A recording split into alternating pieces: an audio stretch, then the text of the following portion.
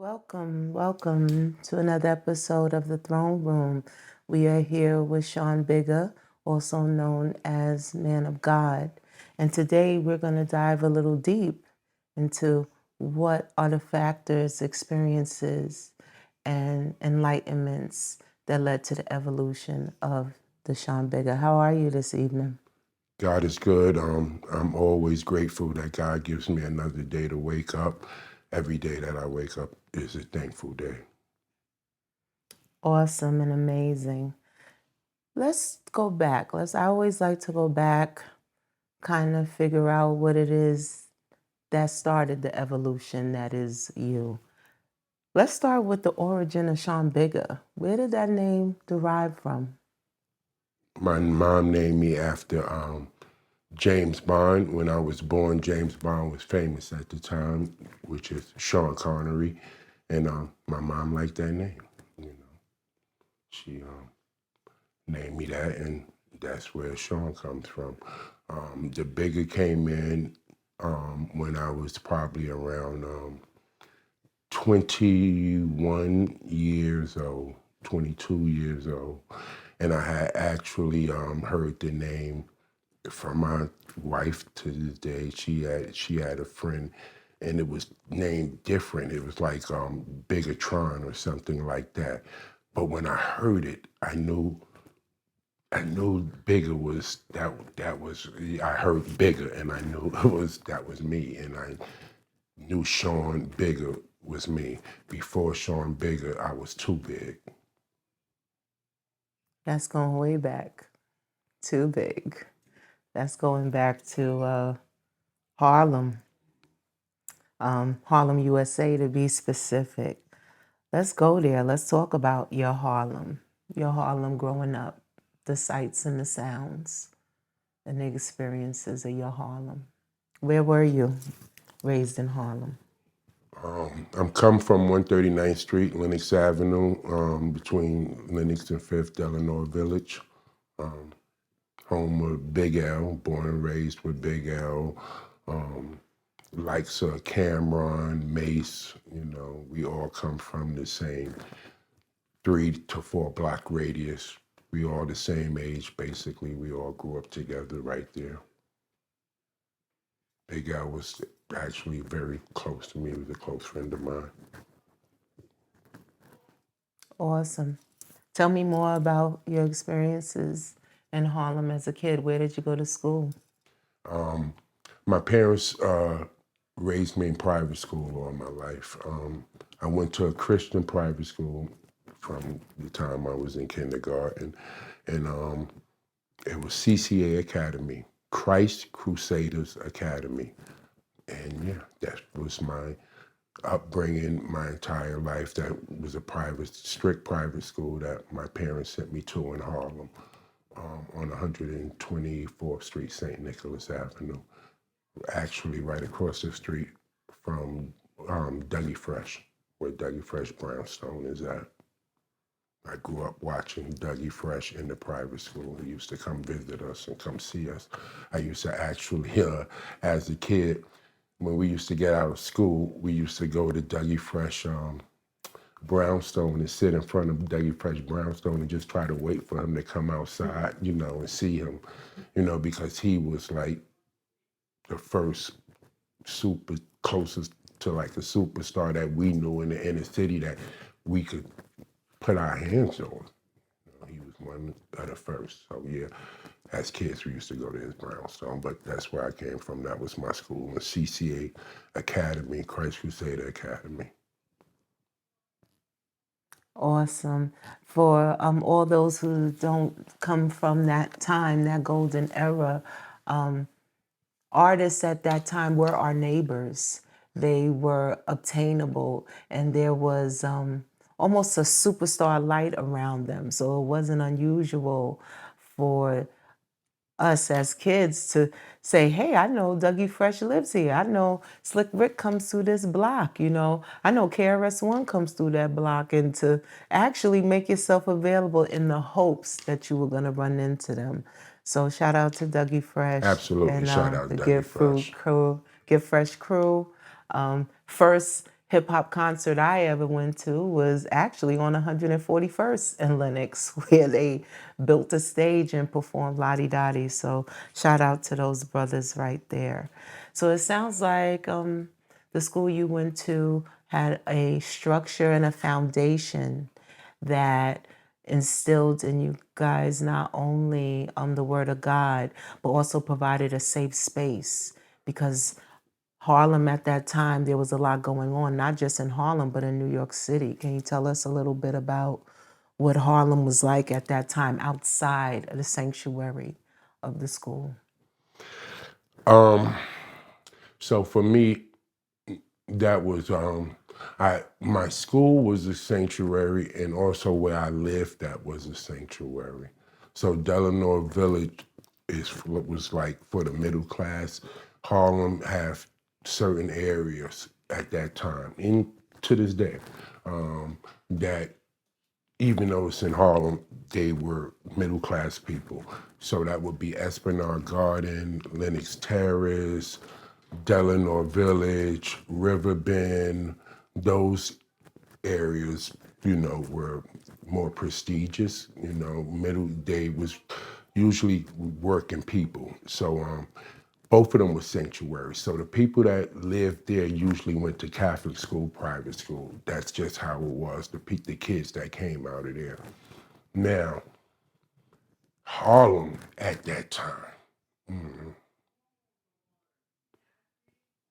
My earliest memories, I think, of Harlem will have to definitely be my neighborhood, and at the time when I wasn't really able to come outside. I was one of the type of children that, being that I was raised in a strict Christian home, my parents raised me with certain things to where I was one of the kids that basically, if my mom didn't speak to your mom and they had an understanding that they both was, Christian, and, I didn't play with you, So my friends was the people I was already in Christian school with. Those are my best friends to this day, my brothers. So that's how it was. We all went through the same thing at that time, being raised in a neighborhood that right outside, because like one of my best friends lived in Esplanade, and one of my best friends lived in Dunbar. Dunbar is another high prestigious place in Harlem. But right outside, as soon as you would step out of these areas, as soon as you would step out of Esplanade, as soon as you would step out of Dunbar, as soon as you would step out of Delano, you were in the most hardcore part of Harlem. And it was very hip hop influenced. I do remember that, I remember by the time I was able to come outside and kind of see, it was hip hop influence. I fell in love with looking at the way the guys dressed. The guys in Harlem always was very sharp, snappy, dressers that looked at like the guys that was in the videos almost. So, I realized that it was like that. And for me, it was a very dangerous place. I have a lot of torment, from growing up as a child in Harlem. It was for me, it was a very dangerous place because again, we came from a sanctuary, and once we stepped outside of that sanctuary, we was almost like prey. We was almost like prey to, the outside forces that was outside of us. I hate to even say it, you know what I'm saying, but it was almost like hell. It was almost, like hell, for a child, having to navigate through Harlem at that time in the 80s. I would concur. Anyone that knows the time period we're talking about a time period from anywhere from 1985 till about 1989, which was during the crack epidemic, where there were now children that were running the streets. There were now children responsible for taking care of themselves in a very cutthroat business, which we now know as the crack business, the crack era. Was when you stepped outside, what were some of the sights and sounds you saw? You did mention that hip hop was everywhere. Hip hop was exploding. I think hip hop at that time was a child too, maybe about 10 years old. So we were growing up as hip hop was growing up. What were some of the things that you saw that hip hop was such an influence on? The main thing that I noticed in Harlem was the dressing, the way that the hip hop artists looked directly was the guys that lived on my block, in my building, up the block from me, that was directly how those guys looked, I mean, I come from 139th Street, so obviously I'm a few blocks away from, Rich Porter, I'm a few blocks away from AZ, I'm a few blocks away from, Alpo, the most Harlem legends that we know of was right there. Watching them, they were the people I actually watched. They were the ones that was, when I was a child, they older than me. So when I was a child, they were in their prime. So I actually watched all of these people that the world now consider legends, or whatever they want to call them, in their prime. What was the energy like in Harlem at that time? Again, I was a child, and it was always dangerous to me. You know what I'm saying? I always felt danger. You know what I'm saying? Because for me, I wasn't at that point. I was nowhere in the in crowd at all. I was the private school kid. I was what you probably would have considered a mama's boy. So no matter what, as a child at that point, had no I had no allies, and I had no ties to anything that was outside of my Christian upbringing. So every time, yes, I did step outside, it was dangerous to me, and I was attacked most of the time by them. So, it was that was just a tormentful time for me as a child. Understood, understood. Let's fast forward a little bit. 1990. Still in Harlem? Um, yes, I'm back and forth, in and out of Harlem at that time. Okay, when you say back and forth, did you leave Harlem for a spell and come back? Oh yeah, way before. My parents had when I was in for a time, my parents had moved me upstate New York, to Colony, New York, and I lived out there with my aunt and uncle. I actually um, I actually was the original story of the Fresh Prince of Bel-Air. That's the truth. My parents, I was going through so much in Harlem at the time. You got to remember, I was always, well, you not remember, you guys don't know, but at like 10 years old, I was probably like 6'3". You know what I'm saying? So it was just hard. I was always super big. When I was 10, I wore a size 13 shoe. Like I was never normal. So growing up in Harlem at this time, again, I wasn't normal. So I was dealing with a lot of violence. And the guys that I was dealing with the violence was always older than me. It was because, of course, if I'm, 6 foot something, I guess I look older than what I really am, whatever like that. So, around that time,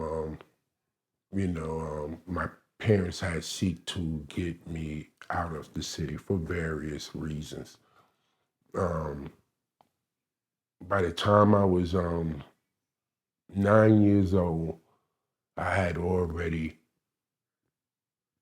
started carrying ice picks and socks with rocks, stones in it, stuffed in, my crouch. I used to study weapons in various ways to defend myself because it was a regular thing, dealing with the outside, you know, outside of my upbringing. So by the time I was about 12, my parents sent me to live with my aunt and uncle, which was supposed to be a different world, and it was a different world, extremely. The school I went to out there in Colony at the time was a school of over 5,000 students. There were 12 black students. And the grades went from kindergarten to the 8th grade. And out of all those grades, it was just 12 black children. Sprinkle. In my neighborhood, where my uncle lived at, not on my block, in the whole vicinity, we were the only black family in the whole entire vicinity. So that was away from home. That was my parents, sent me away from home for that time to try to make that happen. What was that like? Because those are two polar extremes. To leave New York City itself, which although is starting to turn back into that Gotham City theme that it was in the 80s and the 90s for many reasons. But the suburbs was the great escape. The families that could escape to Queens, Long Island, Westchester County, upstate New York, like your uncle, I call it the exodus because it was critical. And was there a culture shock coming into that kind of environment where your neighbors don't resemble you? The language may be a little different. You was in private schools, so your language skills were most likely very much on target. But was it a culture shock for you, especially at such a developmental stage as 11 and 12 years old? It was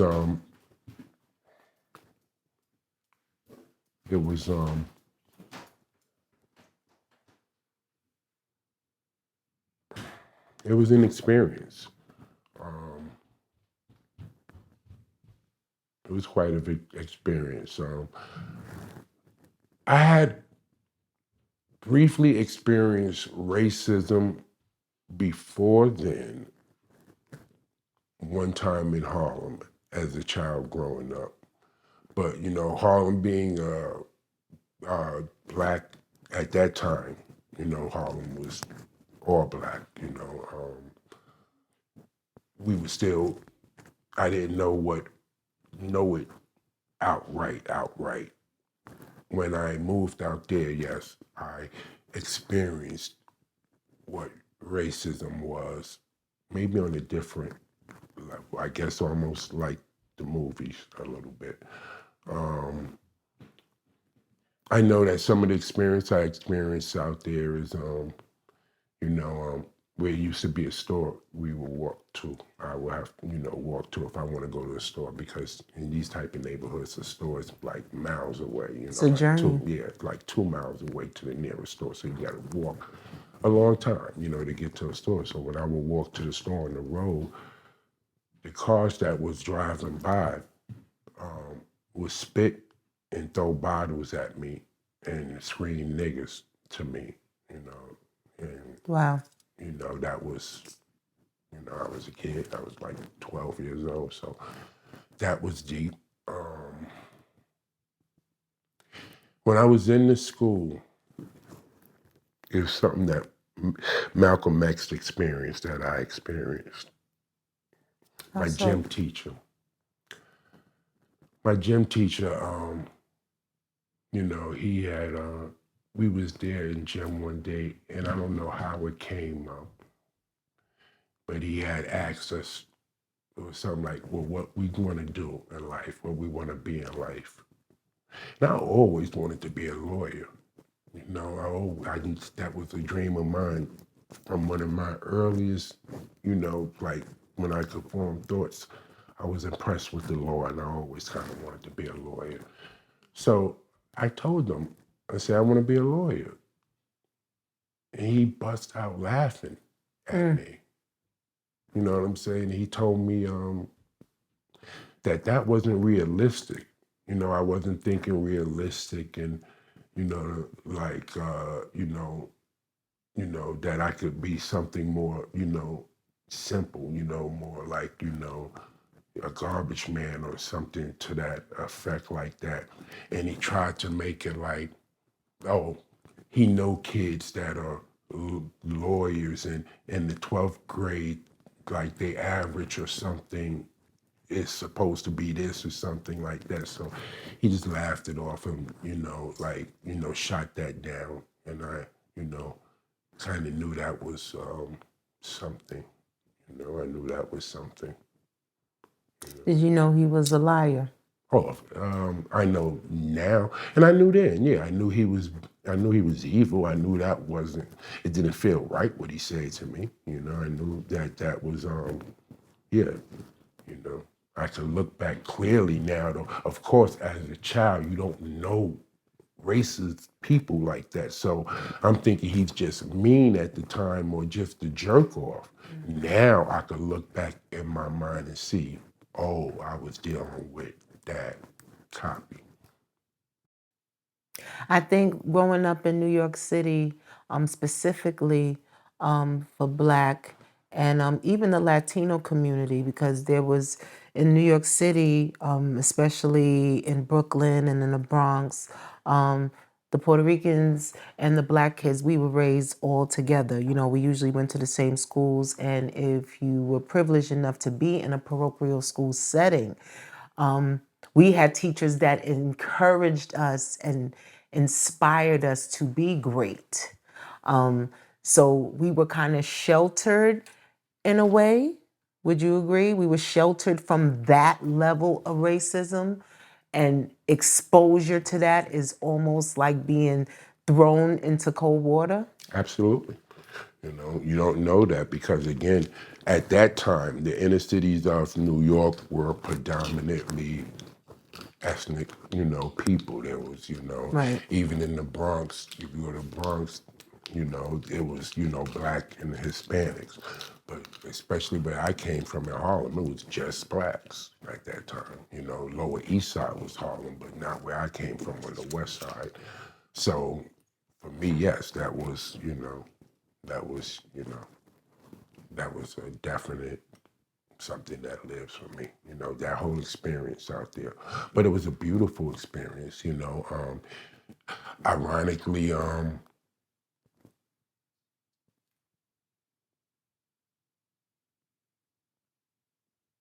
if there was ever any hope, if there was ever any hope for the child that I was to be something commercially successful, that was my opportunity, you know. What I realized is that when I was living out there is that it took those same people to take a look at you and a liking in you and, you know, want to work with you, which I had, you know, my school teachers, the principals, all of them, they they showed me, you know, they embraced me, you know, highly. They wanted me to live with them. They never wanted me to come back to New York City, you know. So You know, I did recognize during that time, yes, how every, and I won't go as far as say every, but I think it's every, you know, black man that gets successful becomes successful because, you know, those that are in power take a look and a liking to them and, you know, put them to the side and, you know, make sure they're all right. And usually that is going to happen in the suburban area unless you know, was in the inner city and you really had some good people, you know, that was on your side, that was, you know, working with you and working through all of those things that the inner city, you know, went through. Those same struggles wasn't in the suburbs. You know what I'm saying? In the suburbs, I didn't have to, even though I had to deal with racism, I didn't have to worry about walking outside and, you know, being attacked, you know, and having to, you know, Arm yourself. arm myself and, you know, think to, you know, hurt people and, you know, to try to survive. That feeling was not there. What was his name? Do you remember that teacher? No.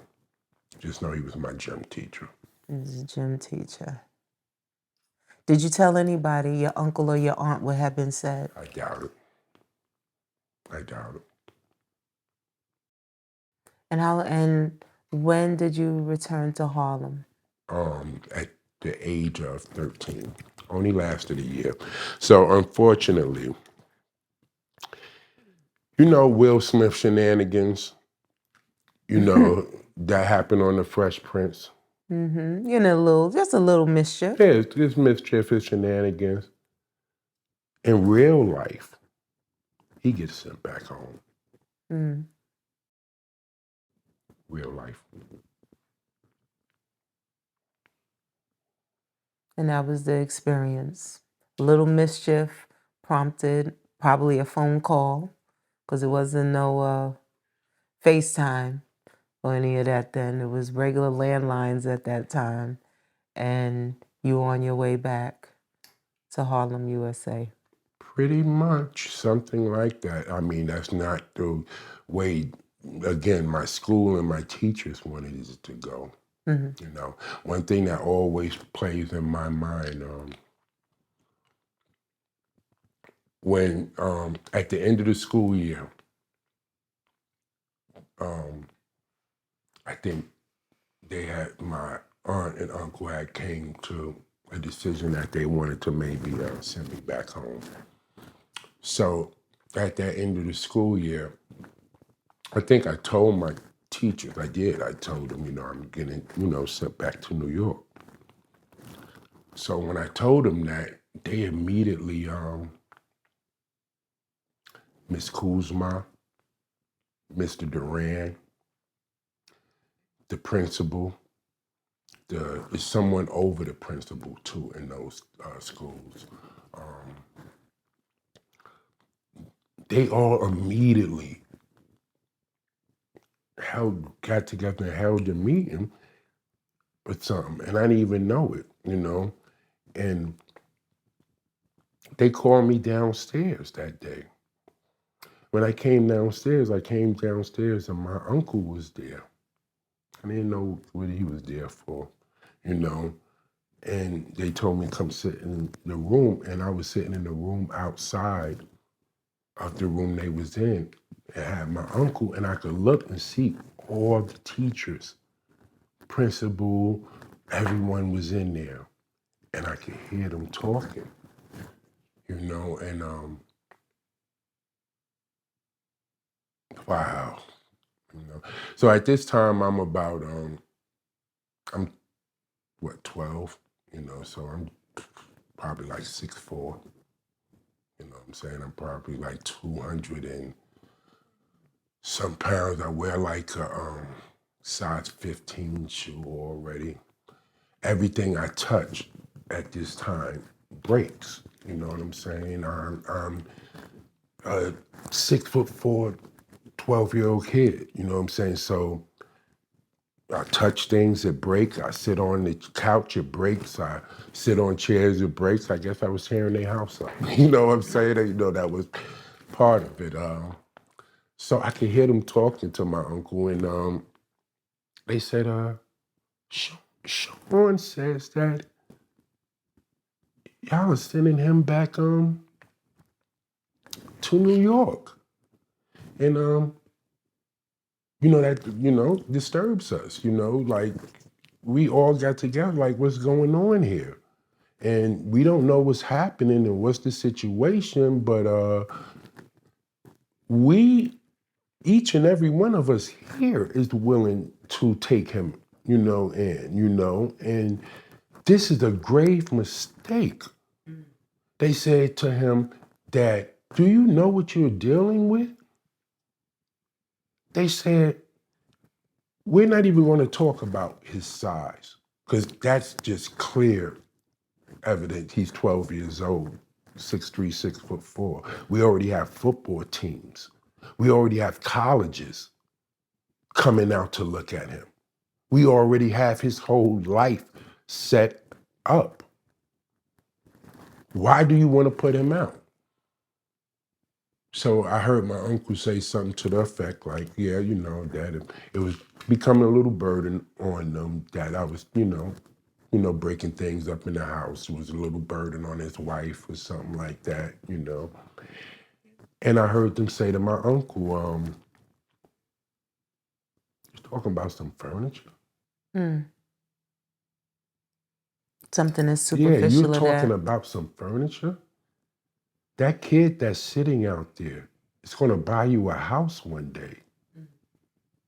Let us get his mother's phone number, you know, so we could communicate directly, you know, with his mother, you know, because we don't want this, you know, this is a mistake. And we all are debating which one of us to take him. But they said to him, if you send that boy back to New York, everything will fail.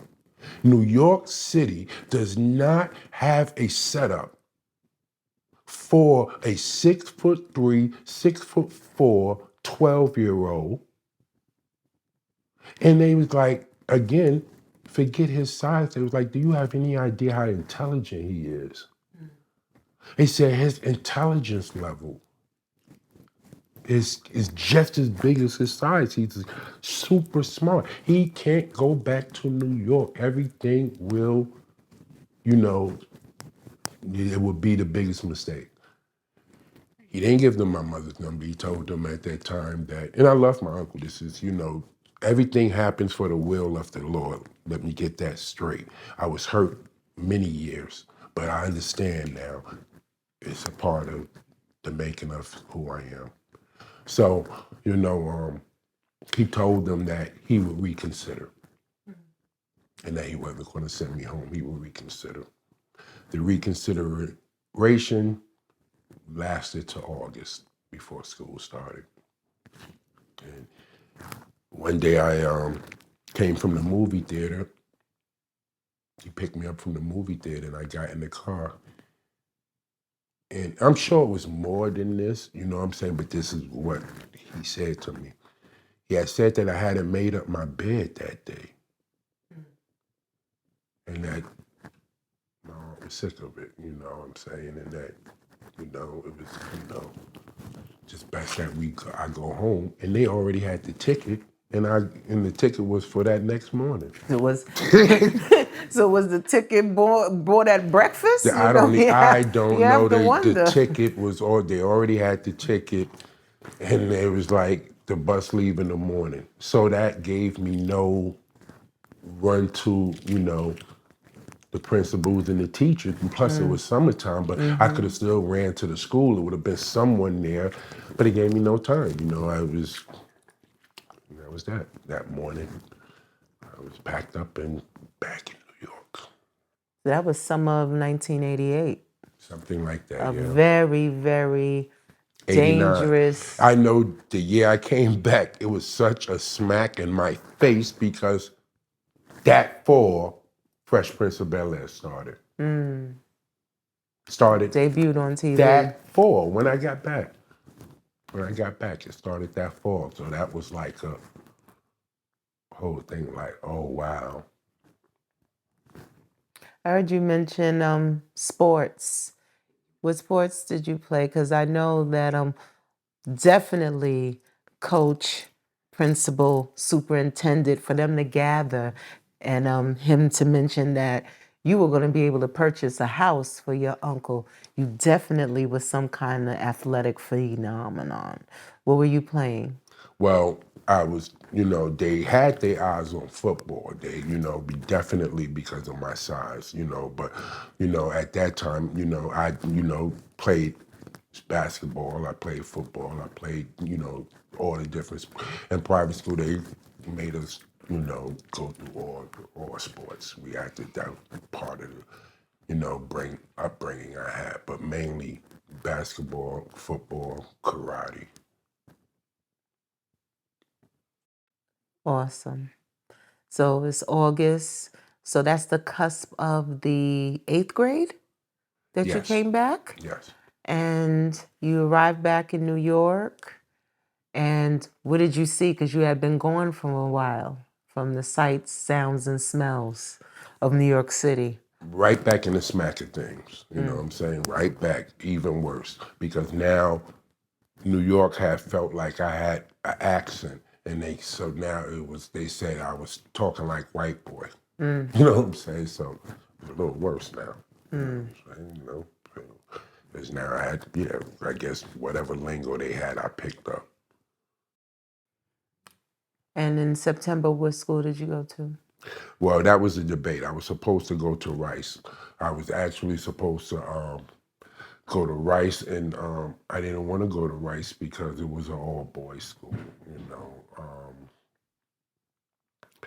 Then I was supposed to go to a boarding school out in like Mississippi or somewhere. They was going to send me, but it was a Christian boarding school. But it was the same thing. I didn't want to do it, So I wanted to play football, and at the time, one of my private school best friends was going to a high school. His parents had let him go to a regular high school finally, because mind you, we in private school our whole life. But he had convinced his mom to let him go to a public school. So I'm at that time trying to convince my parents, well, let me go to school with Dwayne, to the public school he going to, and I could play football, But at that time, because I was sent back so late, in the end of August, all school registrations was up. So I ended up going to Martin Luther King, business school. Shout out to all those that were educated and survived Martin Luther King High School at that time, which was the foundation of a lot of juvenile delinquency and introduction into underworld activities. Would you agree? Martin Luther King was a different experience. It was a different experience for me. So my parents never bought me regular clothes. I never had Nike sneakers. I never had none of the fashion clothes. I never had like Levi's or, anything like that. My parents would not buy none of that stuff for me. That was junk to them. Yes. So not that they didn't have me fresh, but they had me fresh back then, what you would consider GQ style. Preppy. They had me I had sets of penny loafers and, slacks and, button-up shirts, and sweaters, and stuff like that. They refused to buy any jeans or sneakers. So when I did finally go to King that day, when me and my dad went there, it wasn't a school day, so I didn't see how the school was. I just saw the big building. They said it's a business school. I went there, they wasn't letting me there in either. So I knew it was my last option. My dad was about to send me to boarding school, or send me to Rice. And if, that's what they wanted. And I was begging at the time, which was a mistake, but it is what it is. All things work for the will of the Lord. But I went to King that day, and they said to me in King that day that they told my dad, it's too late for registration. So I spoke up, and I had my report card, and I was a straight A student. You know what I'm saying? And I said to the lady, I said, none of this matters. And I gave her my report card, and I think I had something with all the trophies I got and stuff like that, awards and stuff. Like I was a award student at that time, and she looked at the report card and she was like, The hell you want to come here for? oh, no, no, no. I don't care what y'all do. You know what I'm saying? You fit him in here. Look at this. Did you see this report card? Fit him in. You know what I'm saying? So, yeah. The first day I go there, again, I didn't know that day it was just, the people that work in the building. It's not a school day.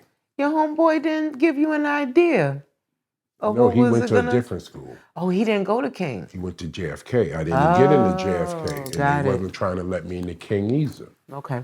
So when I was going down the block that day and got off the train station, it was like something out of a movie.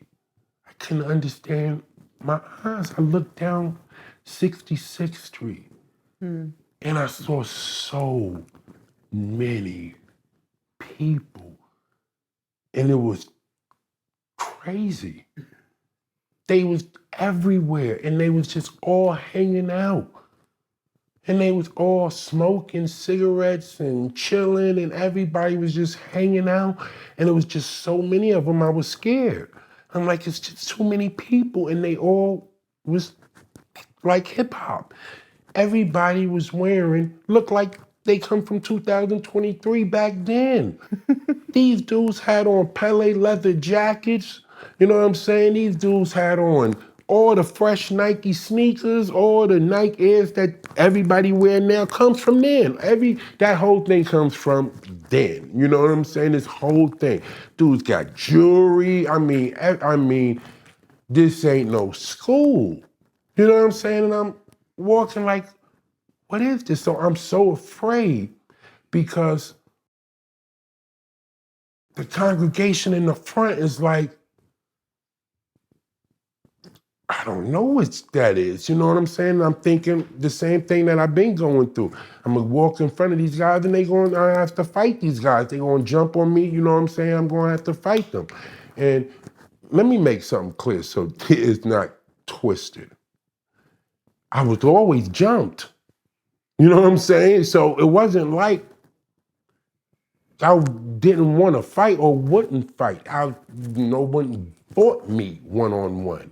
You know what I'm saying? So by the time, when I was like 4 or 5 years old in Harlem, I was already being jumped by 3, 4 kids at a time. By the time I was 8, 9 years old, I was being jumped by 10 at a time. You know what I'm saying? So maybe have PSD, I've gone through a lot, you know what I'm saying? So I see all these guys, that's all I could think. These guys want to try to attack me, I'm ready for this, you know what? So my whole thing that day, was I kept thinking of, I didn't know this was the movie that I had just saw while I was living in Albany, when I was Schenectady Colony, but the movie I saw was Lean on Me. When you were talking, that's And what came in my I mind. kept saying, how did I just wind up from living in an area with all the, other people, you know what I'm saying? And,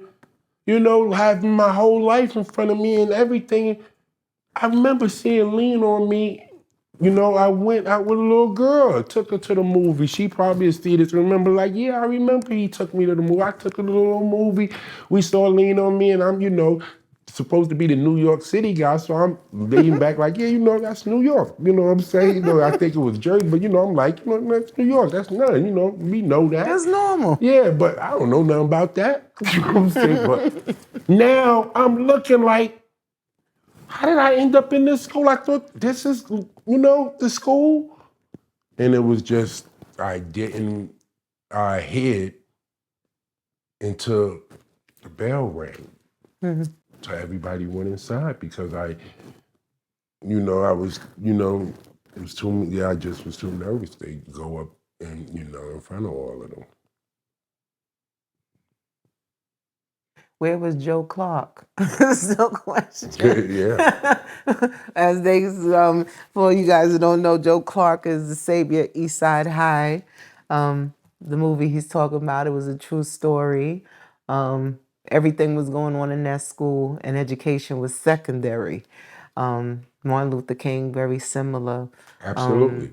At that time, they had said, when I get there, that it was rated like the #1 at that year, the #1 worst school at that time. As far, they told me someone had got murdered there just the year before. You know what I'm saying? So I'm like, again, like, what the hell? I thought this was a business school. You know what I'm saying? You know, I thought this was a business school. It was business, all right. It was business, all right. Yeah, it was business, all right. A lot of entrepreneurship Absolutely. going on at that time. And you had kids from everywhere. Brooklyn, Queens, Bronx, Manhattan. That was the only high school that probably had all the boroughs. Every borough was in there, every borough. Who reached out to you first? Who brought you in? So when I was a little kid, I was also raised, you know, on 143rd Street and Lenox Avenue in Harlem. You know, 144th, my bad. You know, so that's like a second home to me. You know, the guys that come from that block, shout out to, you know, 144, you know, between Lenox and 7th. You know, that's like, you know, my block. I was raised in that block because my parents worked. You know, so when I was a kid, my babysitter lived in that block, and so I basically stayed with her all week, you know, and would stay with her and then go with my parents on the weekend when they wasn't working. So I grew up with those guys. So it had been maybe a little span I hadn't seen them, you know, but, you know, I had ended up seeing, you know, my homeboy Chris, you know what I'm saying? Shout out to my guy Chris. You know, he brought me in, you know, at that time, you know, at that time I'm probably, you know, hiding. I remember I never wanted to go into school when everyone else went in. I was always kind of hiding, trying to figure out how to get in, how to try to figure out how to get around the crowd, you know, and I saw Chris, and when I saw Chris was the crowd. You know what I'm saying? Chris was the crowd. Yeah, Chris was the crowd, and he was strong, and he you know, let the guys know, yeah, this is my guy, you know, from my building, whatever like that, you know. And you know,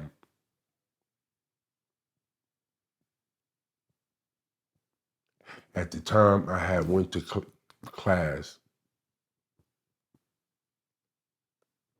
I had went to class, and I was in class, and again it was mixed with so many different boroughs.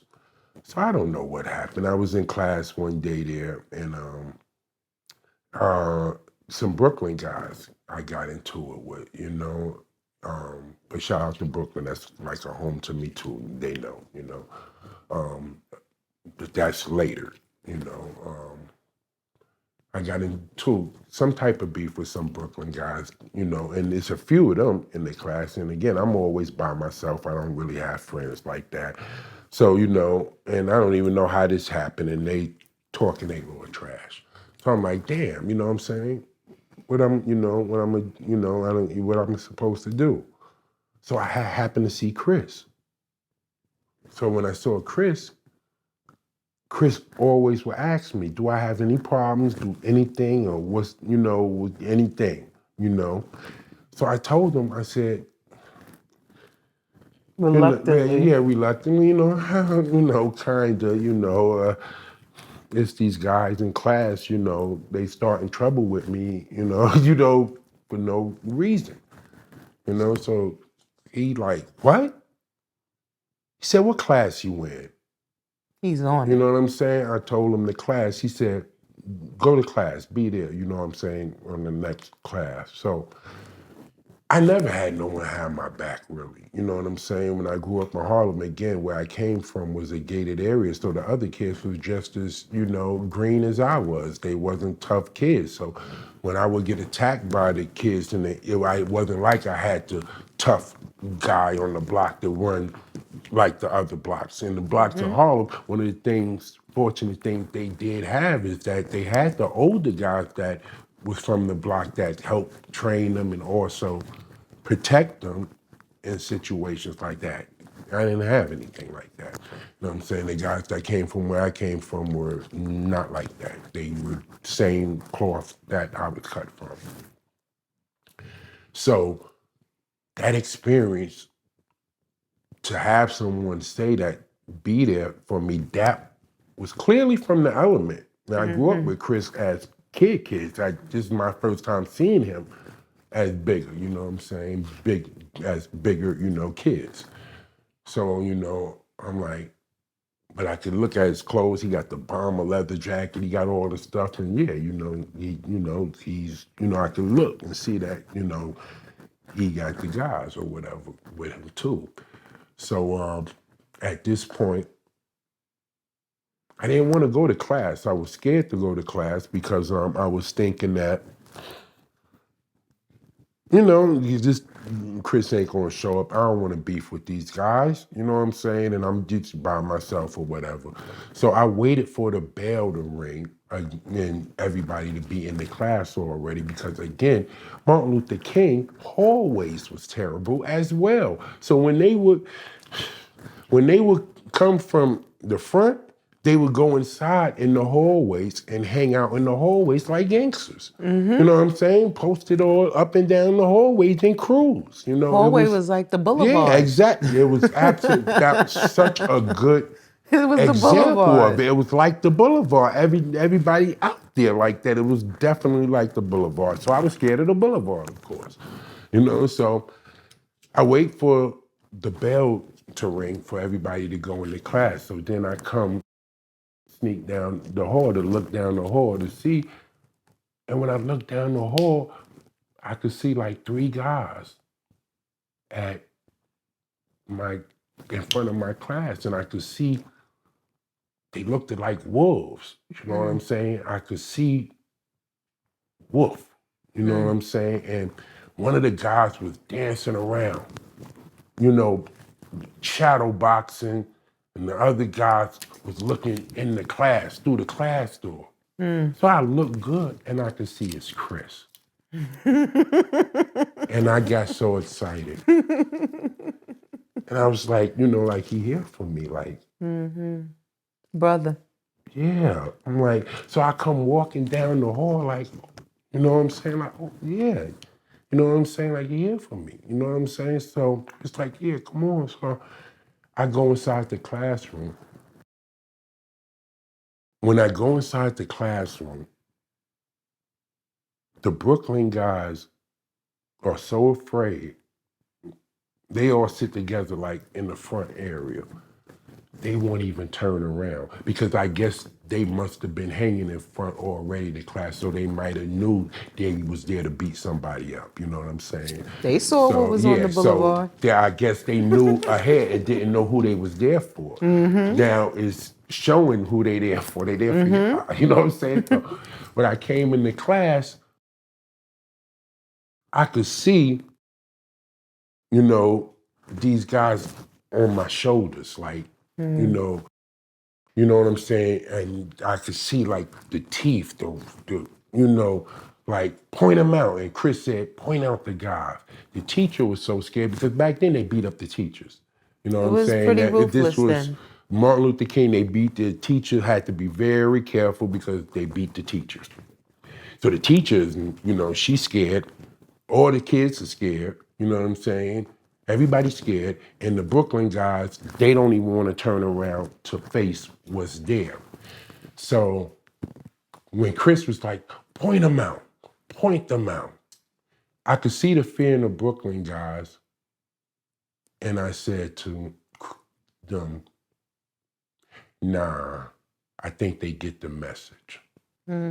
You showed And them mercy. my best friend, one of my best friends to this day, Corey, and his brother Long was the other two guys that was there. And my best friend, Corey, one of my best friends, my brother, Shout out to Corey. Corey, Corey Love, he said, yeah, they better fucking get the message. And he said that so much like a wolf, you know what I'm saying? And yeah, that was that. And we, you know, No more problems after that with that crew. no more problems a lot after that. No more problems, period. That was the start of something different. So you found your circle at this point. You found your circle. Yeah, I found this circle, yes. Many adventures after that. Exposure to different things. What was some of the things you got to see that year before the school year ended? Oh boy. It was just more so a camaraderie with brothers that I had never experienced. You know what I'm saying? They took me in, even though I was a nerd with, you know, slack pants and, you know, stuff. They took me in, you know what I'm saying? They never judged me. They never looked at me like a punk or anything, or, you know, they took me in. They took me in. They took me in. They took me under the wing. And I experienced something I had never experienced. Corey, in particular, Corey, his mom, his father, shout out to Mr. and Mr. Green, that's my family. You know what I'm saying? Because I could go in his house and as soon as I walk in the door, go in his refrigerator. You know what I'm saying? Go in his room, jump into bed and go to bed. You know what I'm saying? And, you know, go to sleep. It was just a different type of experience of, you know, camaraderie of being with guys that will also, you know, protect you, you know what I'm saying, that you could be with and, you know, have some type of, you know, feeling of secureness with. Loyalty. Last question. If there was hip hop is running all through this story you're sharing, what would be the theme song of that period if you had to pick one? The theme song of That introduction to the circle, the brotherhood, the shift that was about to take place within Shan, what would the theme song be?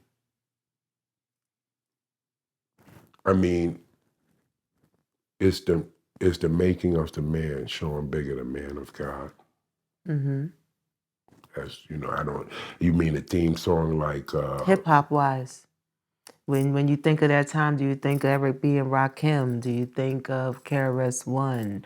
What would have been the all theme right, song if that so was a movie? What would have been playing? to bring that up, you can't you can't all right, so as a child growing up, now that you mention those names, I can't not say the importance of those names.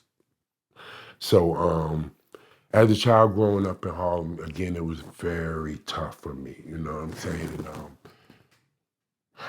I used to, as a kid, used to want to make up in my mind a better way, a better world, a better existence than what I was going through. You know what I'm saying? And I used to think if I could, I used to think that maybe I was too funny, you know what I'm saying? Because I was always, I thought people thought I was a natural comedian or something like that, or I don't know. I just used to always try to think like, but I ain't no joke. You know what I'm saying? So, you know, um, LL Cool J. You can only pick one. No. I'm saying something totally different. Then we get to that. So LL Cool J, Rakim, and KRS-One is who you see sitting here in the chair. And that's the best I could tell y'all to understand who Shan Bigger is. LL Cool J, Rakim, and KRS-One. At a time in my life, I used to go to bed and I used to emulate and just try to think if I could be these dudes, if I could come out and today, I'm not Sean. I'm not Kim. I ain't no joke. Don't play with me. I ain't no joke. You know what I'm saying? Or I'd be like, hell, ladies love me. You know what I'm saying? I'm cool, but I'm tough too. You know what I'm saying? Or, be like KRS, that, super intelligent, smart, on another level, that is uplifting to the soul and the spirit. So I realized after, in my mind somewhere, emulating those guys for so long, that those guys helped create the character of Shan Bigger. Now, why do I say that to y'all? I want to get into no preaching thing now, but this is important. I don't want to miss an important point. Never. This is what I'm trying to tell you guys that's rapping now. This is the point that I'm trying to make to you now. If I was a child emulating these guys, what do you think the children do today? What do you think children do? That's what we do when we are kids. We look at people that we have attraction to. We listen to them, we idolize them, and we take parts of them and put inside of ourselves. You see why it's so important? The message that you put out is always positivity and love. So what about the kid that grows up that is emulating Little Von and Dirk and Chief Keef? Mm-hmm. You see where I'm going with that?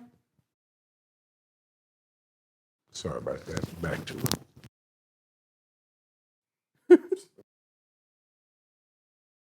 I ain't no joke. Shout out to the God MC. Ladies love Cool J and knowledge reigns Which song? supreme. It would be